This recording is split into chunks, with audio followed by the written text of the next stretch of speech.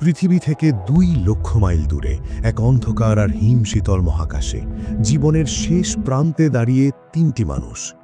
তাদের অক্সিজেন ফুরিয়ে আসছে, বিদ্যুৎ প্রায় নেই, আর প্রতি মুহূর্তে বাড়ছে মৃত্যুর শীতল পদধ্বনি। তাদের একমাত্র ভরসা একটি ক্ষতিগ্রস্ত স্পেসক্রাফট, যা তাদেরকে ঘরে ফিরিয়ে আনার জন্য যুদ্ধ করছে। এই স্পেসক্রাফটটির নাম অ্যাপোলো 13 এবং এটি সেই মিশন যা হার মানতে অস্বীকার করেছিল। রাত 9:32, 10 এপ্রিল 1970 সাল। মহাকাশের নিস্তব্ধতা হঠাৎ ভেঙে খান খান হয়ে গেল। অ্যাপোলো 13 মহাকাশযান চাঁদের দিকে ছুটে চলেছে। হঠাৎ একটি তীব্র ঝাঁকুনি। অ্যাস্ট্রোনট জিম লাভেল, ফ্রেড হেইজ এবং জ্যাক সুইগার্ট বুঝতে পারলেন কিছু একটা মারাত্মক ভুল হয়েছে। লাভেলের শান্ত কণ্ঠ ভেসে আসে,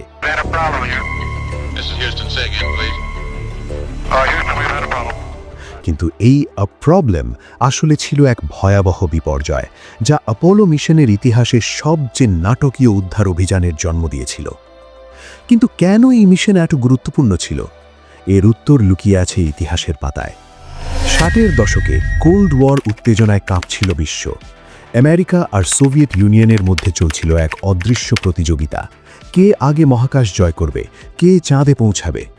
জন এফ কেনেডির সেই ঐতিহাসিক ঘোষণা, to achieving the goal before this decade is out of landing a man on the moon and returning him safely to the earth. এক নতুন স্বপ্ন দেখিয়েছিল আমেরিকাকে।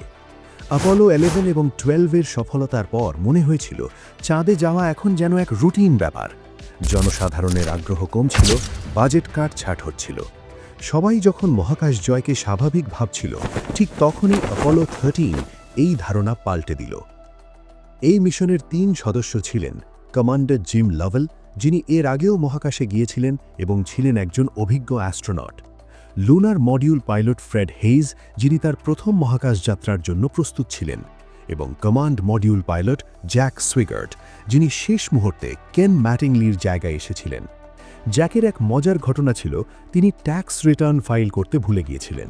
মহাকাশে যাওয়ার ঠিক আগ মুহূর্তে তাকে মনে করিয়ে দেওয়া হয়। এই ছোট্ট ঘটনাগুলোই দেখায় মহাকাশচারীরাও আমাদের মতোই সাধারণ মানুষ, যাদের দৈনন্দিন জীবনে মজার ঘটনা ঘটে। তাদের স্পেসক্রাফট ছিল 3টি প্রধান অংশে বিভক্ত। কমান্ড মডিউল, যেখানে অ্যাস্ট্রোনটস পৃথিবী থেকে চাঁদে যাতায়াত করতেন; সার্ভিস মডিউল, যেখানে অক্সিজেন, বিদ্যুৎ এবং প্রপালশন সিস্টেম থাকত; এবং লুনার মডিউল, যা চাঁদে অবতরণের জন্য তৈরি হয়েছিল। এই লুনার মডিউলই পরে তাদের লাইফ বোট হয়ে দাঁড়াবে। লেস বা লঞ্চ এসকেপ সিস্টেম ছিল জরুরি পরিস্থিতিতে অ্যাস্ট্রোনটদের বাঁচানোর জন্য। তাদের মূল লক্ষ্য ছিল ফ্রা মাউরো গঠন পর্যবেক্ষণ করা, চাঁদের মাটিতে পা রাখা। কিন্তু ভাগ্য অন্য কিছু লিখে রেখেছিল। মিশন শুরু হয়েছিল সফলভাবে, সবকিছু ঠিকঠাক চলছিল। অ্যাস্ট্রোনটরা চাঁদের কাছাকাছি যাচ্ছিলেন যখন হঠাৎ সেই ভয়াবহ ঘটনা ঘটে। সার্ভিস মডিউলের একটি অক্সিজেন ট্যাঙ্ক, যা বিদ্যুৎ উৎপাদনের জন্য ফিউয়েল কোষে অক্সিজেন সরবরাহ করত, বিস্ফোরিত হয়। এর কারণ ছিল একটি ত্রুটিপূর্ণ থার্মোস্ট্যাট এবং ভুল ওয়্যারিং, যা একটি রুটিন টেস্টের সময় ট্যাঙ্কের ভেতরের তারগুলোকে পুড়িয়ে দিয়েছিল। হিউস্টনে মিশন কন্ট্রোল রুমে তখন চলছিল চরম অস্থিরতা। অ্যাস্ট্রোনটরা যখন বললেন, Houston, we've had a problem here, তখন প্রথমে তারা নিশ্চিত ছিলেন না যে কী ঘটেছে। কিন্তু যখন তারা দেখলেন অক্সিজেনের মাত্রা দ্রুত কমছে, তখন তারা বুঝতে পারলেন এটি শুধুমাত্র একটি ক্ষুদ্র ত্রুটি নয়, এটি জীবন মৃত্যুর প্রশ্ন। দ্রুতই সিদ্ধান্ত নেওয়া হলো, চাঁদে অবতরণের পরিকল্পনা বাতিল।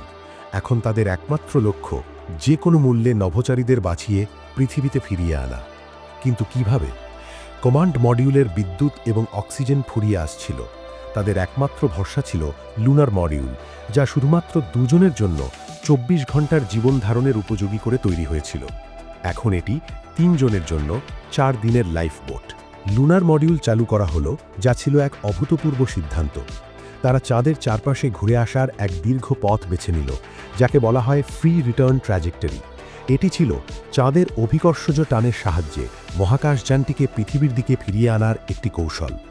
এতে জ্বালানি কম লাগত, কিন্তু সময় লাগত অনেক বেশি। পথে অনেকগুলো গুরুত্বপূর্ণ ইঞ্জিন বার্ন করতে হয়েছিল।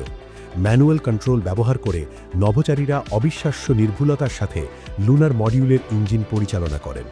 তারা পৃথিবী থেকে রেকর্ড পরিমাণ 4 লক্ষ কিলোমিটার দূরে ছিলেন, যা মানব ইতিহাসের অন্য কোনো অভিযানের চেয়ে বেশি। কিন্তু আরেকটি ভয়াবহ বিপদ ঘনিয়ে আসছিল, কার্বন ডাইঅক্সাইড। লুনার মডিউলের বাতাস থেকে কার্বন ডাইঅক্সাইড অপসারণের জন্য যে ফিল্টারগুলো ছিল, সেগুলো কমান্ড মডিউলের জন্য তৈরি স্কোয়ার আকৃতির ফিল্টারগুলোর সাথে সঙ্গতিপূর্ণ ছিল না। হিউস্টনের ইঞ্জিনিয়াররা এক অসম্ভব চ্যালেঞ্জের মুখোমুখি হলেন। মহাকাশযানের ফেলে দেওয়া জিনিসপত্র যেমন প্লাস্টিকের bag, cardboard, socks, duct tape ব্যবহার করে একটি নতুন ফিল্টার তৈরি করা। মিশন কন্ট্রোলে বসে তারা একটি সমাধান বের করলেন এবং নভোচারীদের ধাপে ধাপে নির্দেশ দিলেন। এই অসম্ভব সমাধানই নভোচারীদের শ্বাস-প্রশ্বাস সচল রেখেছিল। ভিতরে পরিস্থিতি ছিল ভয়াবহ। তাপমাত্রা নেমে গিয়েছিল হিমাঙ্কের নিচে, প্রায় 3 ডিগ্রি সেলসিয়াস। নভোচারীরা শীতে কাঁপছিলেন। বিদ্যুৎ বাঁচানোর জন্য সমস্ত অপ্রয়োজনীয় সিস্টেম বন্ধ করে দেওয়া হয়েছিল। তাদের জল পানের পরিমাণ দিনে 200 মিলিলিটারে নামিয়ে আনা হয়েছিল, কারণ জল ফুরিয়ে আসছিল। ফ্রেড হেজ কিডনি সংক্রমণ এবং জ্বরে ভুগছিলেন। 3 জনেই প্রায় 15 পাউন্ড ওজন হারিয়েছিলেন। পৃথিবীতে তাদের পরিবারগুলো চরম উদ্বেগ আর উৎকণ্ঠায় দিন কাটাচ্ছিল। প্রতিটি সেকেন্ড যেন একটি শতাব্দীর মতো দীর্ঘ মনে হচ্ছিল। সংবাদ মাধ্যমগুলো প্রতি মুহূর্তে খবর দিচ্ছিল। এই মানবীয় সংগ্রাম মহাকাশের বিশালতার মাঝে এক ভিন্ন মাত্রা যোগ করেছিল। অবশেষে পৃথিবীতে ফেরার সময় এলো। কমান্ড মডিউলকে আবার চালু করতে হলো, যা ছিল অত্যন্ত ঝুঁকিপূর্ণ। এটি এমন এক পদ্ধতি যা আগে কখনো মহাকাশে পরীক্ষা করা হয়নি। পৃথিবী থেকে 140 কিলোমিটার উপরে মহাকাশযান বায়ুমণ্ডলে প্রবেশ করার পর তীব্র তাপের কারণে রেডিও যোগাযোগ বিচ্ছিন্ন হয়ে যায়। এটি একটি স্বাভাবিক প্রক্রিয়া, যাকে বলা হয় ব্ল্যাকআউট পিরিয়ড। সাধারণত এর সময় লাগে প্রায় 3 মিনিট, কিন্তু অ্যাপোলো 13-এর জন্য ব্ল্যাকআউট দীর্ঘ থেকে দীর্ঘতর হচ্ছিল। মিশন কন্ট্রোলে সকলের চোখ ঘড়ির কাঁটার দিকে।